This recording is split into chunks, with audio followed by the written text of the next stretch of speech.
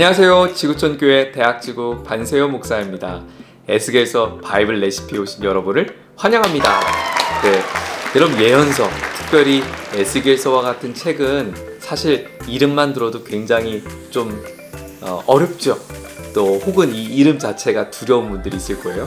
그 내용을 봐도 이게 무슨 내용인지 잘 이해가 어려울 때가 있어요. 왜냐하면 그 내용 자체가 어려운 게 아니고 상황, 그 배경, 이런 시대적인 맥락 가운데 나왔던 이야기였구나 라는 사실을 몰랐기 때문에 그래요. 오늘 제가 여러분에게 짧은 이 시간 통해 에스겔서를 뚫어드리도록 하겠습니다. 자, 에스겔은 누구일까요? 에스겔서 1장 1절은 에스겔의 정보를 소개하고 있는데요. 그는 한마디로 유력한 제사장 가문의 아들이었습니다. 여러분, 유대 사회에 제사장 가문의 아들이란 사실은 무엇을 의미할까요? 그는 신분이 보장된 사람입니다.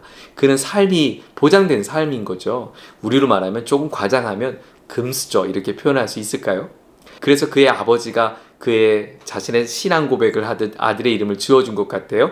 하나님은 강하시다. 하나님께서 강하게 하실 것이다. 하나님께서 강하게 일하신다 라고 하는 어떤 의미를 담고 있습니다. 그런데 이 에스겔서 1장 1절에 에스겔이 하나님의 예언자로 부름받은 이야기를 소개해요. 그리고 그의 나이가 30살이었다라고 설명합니다. 자, 여러분 금수저로 태어나서 제사장 가문에 편안하게 살 그가 어느 날 하나님께서 예언자로 불러주셨다는 거예요. 제가 그 배경을 한번 설명해 볼게요. 에스겔이 30살에 하나님의 예언자로 부름받았던 그 시간을 한번 계산해 보니까 그럼 30년 전 그가 태어났던 시대가 언제였을까 대략 추정하건대 BC 623년경이에요. 623년경에는 유대 땅의 왕은 요시야였어요. 요시야 왕은 종교개혁을 일으켰던 남유다의 영적 부흥을 일으켰던 때였거든요. 그때 태어난 거예요. 자, 그때 상황이 어떤 상황이었냐면 북쪽에는 북이스라엘이 있었는데 북이스라엘이 아수르 혹은 아시리아라고 불려지는 그 제국에 의해서 나라를 잃게 됩니다. 그런데 이 아시리아가 점점 힘을 잃어가고 있었고, 그리고 저 거대한 바벨론 제국이 점점 힘을 키워가고 있었던 때였어요. 그리고 남쪽에는 이집트라고 하는 또 하나의 거대한 제국이 있었는데 이집트가 지금 꿈틀꿈틀하고 있었어요. 그래서 바벨론은 힘을 점점 키워가고 있었고 아수르는 점점 힘을 잃어가고 있었고 이집트가 조금씩 꿈틀거리고 있었던 그때였어요. 저 바벨론 제국이 힘을 점점 키워가고 있던 바벨론 제국이 이 아수르와 함께 전쟁을 치르게 돼요. 그게 유명한 갈그미스 전투인데요. 605년입니다. 바벨론 당시 느부갓네살 왕이 승전을 하게 돼요. 승리를 하였던 느부갓네살 왕이 이 전쟁 직후에 유다를 침공하게 됩니다. 그래서 1차 포로로 유다의 좋은 인재들을 데리고 가요. 그때 데리고 갔던 사람이 누구냐면 바로 다니엘과 새 친구와 같은 유력한 지도급에 있는 사람들이었어요. 이때 1차 포로로 끌려가게 될 때 유대의 왕이 누구였냐면 바로 여호야김이라고 하는 왕이었어요.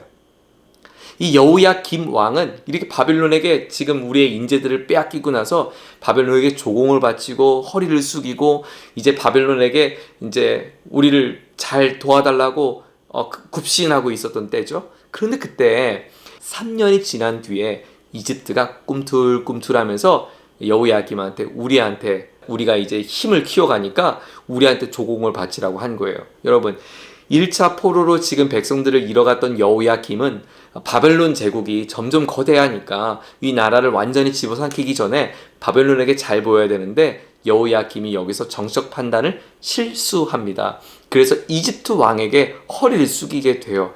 이 사건을 빌미로 해서 2차로 느부갓네살 왕이 유다를 침공해서 2차로 사람들을 데리고 갑니다. 그때 데리고 갔던 사람들 중에 포로 중에 누가 들어있었냐면 에스겔이 포함되어 있었던 거예요.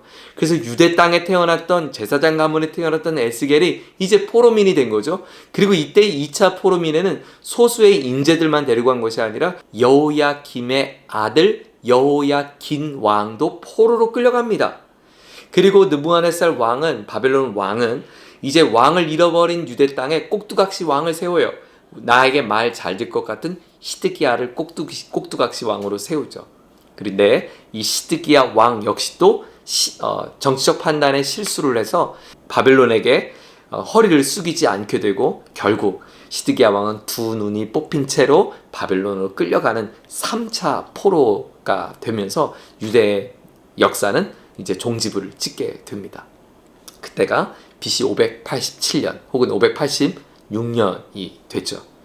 자, 이렇게 예루살렘에 완전히 포위가 되고 예루살렘 성전이 완전히 회파되었던 3차 포로가 되면서 예루살렘이 완전히 끝나는 그 종지부를 찍기 이전에 에스겔이 2차 포로에서부터 그리고 3차 역사가 종지부가 찍혀지는 그때 바벨론에서 그발 강가에서 예루살렘 고국을 바라보면서 하나님 주신 말씀을 받아서 선포한 이야기가 에스겔서입니다. 여러분, 그러면 에스겔서의 분위기를 좀 짐작이 되시죠? 에스겔의 표정을 한번 상상해 보세요. 그리고 에스겔의 마음가짐을 생각해 보세요. 나라를 완전히 잃어버리게 될 것이라고 하는 그 하나님의 엄중한 심판을 선언해야 될 에스겔의 마음이 어땠을지 여러분 좀 짐작이 되세요? 이제 포로 신분이 되었던 에스겔은 하나님의 주신 환상을 바라보며 나라를 완전히 잃어버리게 될 그 끔찍한 일들을 선포하게 됩니다.